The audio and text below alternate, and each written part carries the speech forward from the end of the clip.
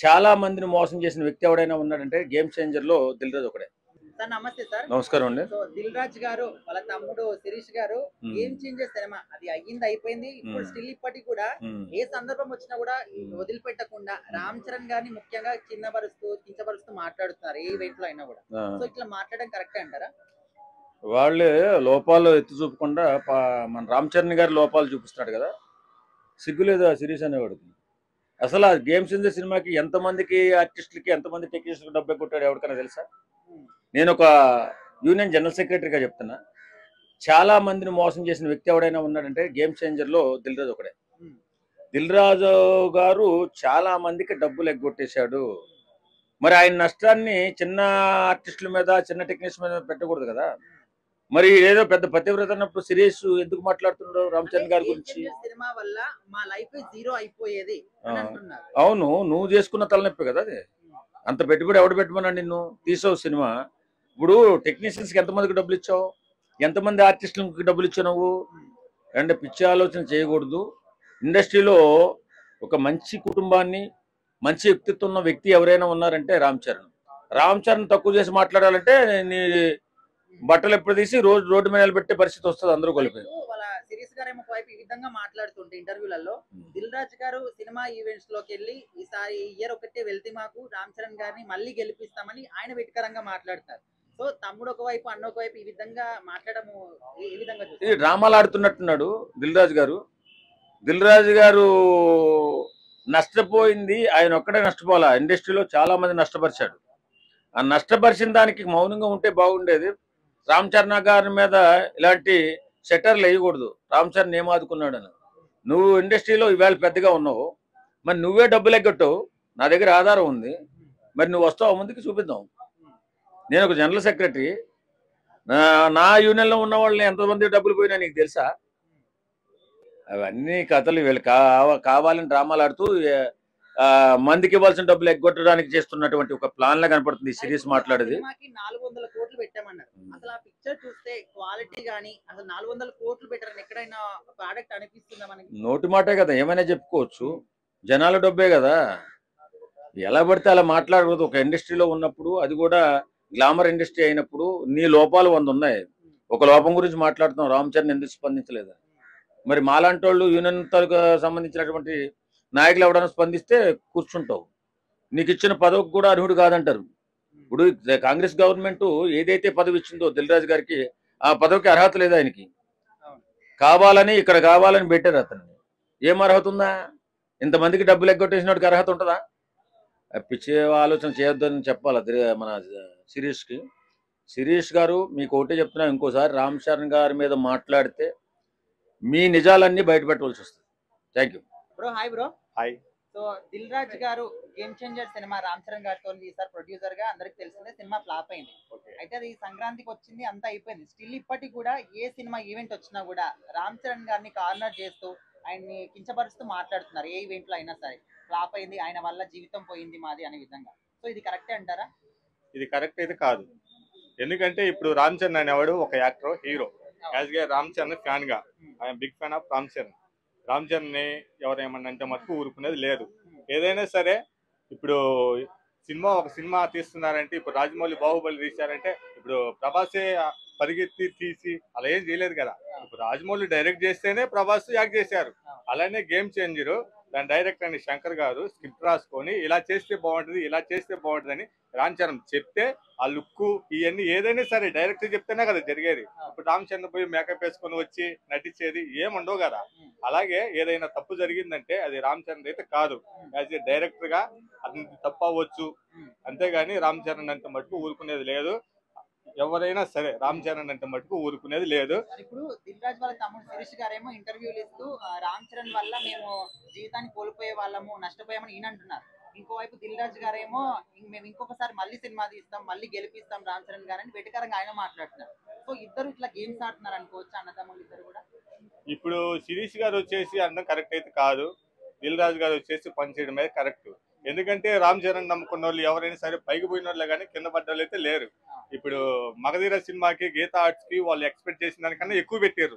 ఎవరు? అల్లు అరవింద్ గారు. అందుకన్నా డబుల్ వచ్చిందంట. అతను ఒక ఇంటర్వ్యూలో కూడా ఇచ్చిండు. కాబట్టి అతను నమ్ముకొని కిందకి పోలేదే. మహా అంటే ఇప్పుడు ఆరెంజ్ సినిమా అప్పుడు రిలీజ్ అవ్వబట్టి అది కొంచెం ఫ్లాప్ అనిపించింది, కానీ ఇప్పుడు వచ్చిందంటే నాగబాబు గారు చిరంజీవి కన్నా హై అయ్యేవాళ్ళు. సో ఓవరాల్ గా ఇట్లా ఒక సినిమా హిట్ కి ఫ్లాప్ కి సంబంధం లేని హీరో గురించి తక్కువ చేసి మాట్లాడడం కరెక్ట్ అంటారా? తప్పు, మాటికి తప్పు. సరే ఎవరిదైనా సరే హీరోదైతే తప్పు ఉండదు, డైరెక్టర్దే తప్పు. అదే అంతేకాకుండా రామ్ చరణ్ అంటవా ఎవరైనా అంటే మటుకు ఊరుకునేది లేదు. ఎందుకంటే అతనికి డాన్స్ రాక్ కాదు, యాక్టింగ్ రాక్ కాదు, వేరే రాక్ కాదు. అతను ఒక గ్లోబల్ స్టార్. అది గ్లోబల్ స్టార్ అని ఊరికే రాదు. ఆ పేరు రావాలంటే ఎవరికైనా ఒక హైప్ ఉండాలి. సార్ నమస్తే సార్. నమస్కారం అండి. సో దిల్ రాజు గారు వాళ్ళ తమ్ముడు శిరీష్ గారు గేమ్ చేంజర్ సినిమా అది అయిపోయింది. ఇప్పుడు స్టిల్ ఇప్పటికి కూడా ఏ సందర్భం వచ్చినా కూడా వదిలిపెట్టకుండా రామ్ చరణ్ గారిని ముఖ్యంగా కించపరుస్తూ మాట్లాడుతున్నారు ఏ ఈవెంట్ లో అయినా కూడా. సో ఇట్లా మాట్లాడడం కరెక్టే అంటారా? వాళ్ళే లోపాలు ఎత్తి చూపకుండా మన రామ్ చరణ్ గారి లోపాలు చూపిస్తున్నాడు కదా, సిగ్గులేదు ఆ సిరీస్ అనేవాడికి. అసలు ఆ గేమ్ చేంజర్ సినిమాకి ఎంతమందికి ఆర్టిస్టులకి ఎంతమంది టెక్నీషియన్కి డబ్బే కొట్టాడు ఎవరికైనా తెలుసా? నేను ఒక యూనియన్ జనరల్ సెక్రటరీగా చెప్తున్నా, చాలా మందిని మోసం చేసిన వ్యక్తి ఎవడైనా ఉన్నాడంటే గేమ్ చేంజర్లో దిల్ రాజు ఒకడే. దిల్ రాజు గారు చాలా మందికి డబ్బులు ఎగ్గొట్టేశాడు.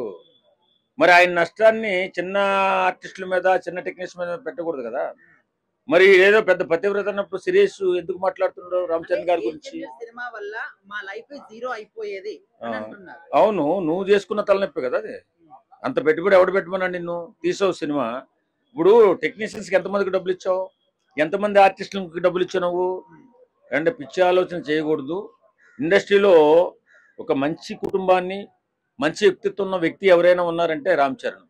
రామ్ చరణ్ తక్కువ చేసి మాట్లాడాలంటే నీ బట్టలు ఎప్పుడు తీసి రోడ్డు మీద నిలబెట్టే పరిస్థితి వస్తుంది అందరూ కలిపి. వాళ్ళ సిరీస్ గారు ఏమో వైపు ఈ విధంగా మాట్లాడుతుంటే ఇంటర్వ్యూలలో దిల్ రాజు గారు సినిమా ఈవెంట్స్ లోకి వెళ్ళి ఈసారి ఇయర్ ఒకటే వెళ్తే మాకు రామ్ చరణ్ గారిని మళ్ళీ గెలిపిస్తామని ఆయన వెటికరంగా మాట్లాడతారు. సో తమ్ముడు ఒకవైపు అన్న ఒకవైపు ఈ విధంగా మాట్లాడము ఏ విధంగా ఇది డ్రామాలు ఆడుతున్నట్టున్నాడు దిల్ రాజు గారు. దిల్ రాజు గారు నష్టపోయింది ఆయన ఒక్కడే నష్టపోవాలా, ఇండస్ట్రీలో చాలా మంది నష్టపరిచాడు. ఆ నష్టపరిచిన దానికి మౌనంగా ఉంటే బాగుండేది. రామ్ చరణ్ గారి మీద ఇలాంటి సెటర్లు వేయకూడదు. రామ్ చరణ్ ఏం ఆదుకున్నాడు అని. నువ్వు ఇండస్ట్రీలో ఇవాళ పెద్దగా ఉన్నావు, మరి నువ్వే డబ్బులు ఎగ్గొట్టావు. నా దగ్గర ఆధారం ఉంది, మరి నువ్వు వస్తావు ముందుకు చూపిద్దాం. నేను ఒక జనరల్ సెక్రటరీ, నా యూనియన్లో ఉన్న వాళ్ళని ఎంతమంది డబ్బులు పోయినా నీకు తెలుసా? అవన్నీ కథలు వీళ్ళు కావాలని డ్రామాలు ఆడుతూ మందికి ఇవ్వాల్సిన డబ్బులు ఎగ్గొట్టడానికి చేస్తున్నటువంటి ఒక ప్లాన్ లా కనపడుతుంది ఈ సిరీస్ మాట్లాడేది. 400 కోట్లు పెట్టామన్నారు. అసలు ఆ పిక్చర్ చూస్తే క్వాలిటీ గానీ అసలు 400 కోట్లు పెట్టారని ఎక్కడైనా ప్రోడక్ట్ అనిపిస్తుందా మనకి? నోటి మాటే కదా, ఏమైనా చెప్పుకోవచ్చు. జనాల డబ్బే కదా, ఎలా పడితే అలా మాట్లాడకూడదు. ఒక ఇండస్ట్రీలో ఉన్నప్పుడు, అది కూడా గ్లామర్ ఇండస్ట్రీ అయినప్పుడు నీ లోపాలు 100 ఉన్నాయి. ఒక లోపం గురించి మాట్లాడుతున్నాం, రామ్ చరణ్ ఎందుకు స్పందించలేదు? మరి మాలాంటి వాళ్ళు యూనియన్ సంబంధించినటువంటి నాయకులు ఎవడైనా స్పందిస్తే కూర్చుంటావు.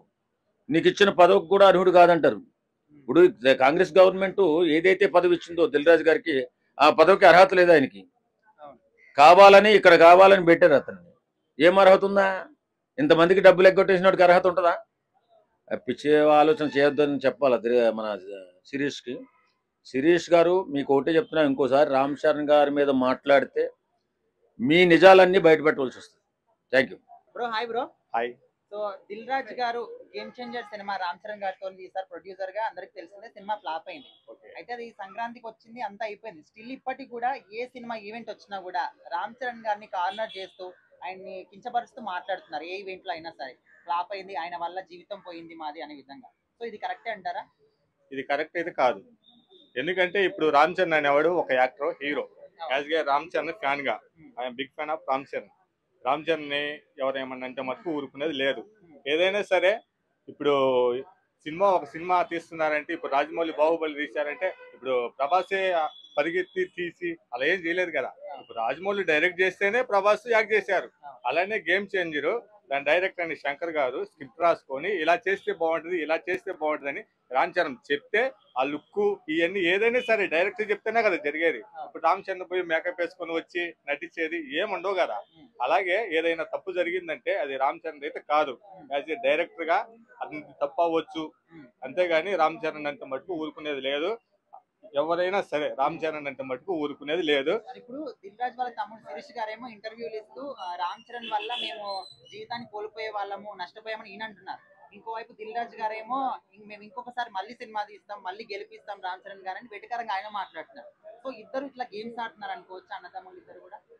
ఇప్పుడు శిరీష్ గారు వచ్చేసి అనడం కరెక్ట్ అయితే కాదు, దిల్ రాజు గారు వచ్చేసి పనిచేయడమే కరెక్ట్. ఎందుకంటే రామ్ చరణ్ నమ్ముకున్న వాళ్ళు ఎవరైనా సరే పైకి పోయిన వాళ్ళే కానీ కింద పడ్డ వాళ్ళు అయితే లేరు. ఇప్పుడు మగధీర సినిమాకి గీతా ఆర్ట్స్ కి వాళ్ళు ఎక్స్పెక్ట్ చేసిన దానికన్నా ఎక్కువ పెట్టారు. ఎవరు? అల్లు అరవింద్ గారు. అందుకన్నా డబుల్ వచ్చిందంట. అతను ఒక ఇంటర్వ్యూలో కూడా ఇచ్చిండు. కాబట్టి అతను నమ్ముకొని కిందకి పోలేదే. మహా అంటే ఇప్పుడు ఆరెంజ్ సినిమా అప్పుడు రిలీజ్ అవ్వబట్టి అది కొంచెం ఫ్లాప్ అనిపించింది, కానీ ఇప్పుడు వచ్చిందంటే నాగబాబు గారు చిరంజీవి కన్నా హై అయ్యేవాళ్ళు. సో ఓవరాల్ గా ఇట్లా ఒక సినిమా హిట్ కి ఫ్లాప్ కి సంబంధం లేని హీరో గురించి తక్కువ చేసి మాట్లాడడం కరెక్ట్ అంటారా? తప్పు, మాటికి తప్పు. సరే ఎవరిదైనా సరే హీరోదైతే తప్పు ఉండదు, డైరెక్టర్దే తప్పు. అది అంతేకాకుండా రామ్ చరణ్ అంటవా ఎవరైనా అంటే మటుకు ఊరుకునేది లేదు.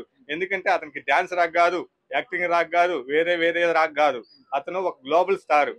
అది గ్లోబల్ స్టార్ అని ఊరికే రాదు ఆ పేరు. ఆ పేరు రావాలంటే ఎవరికైనా ఒక హైప్ ఉండాలి.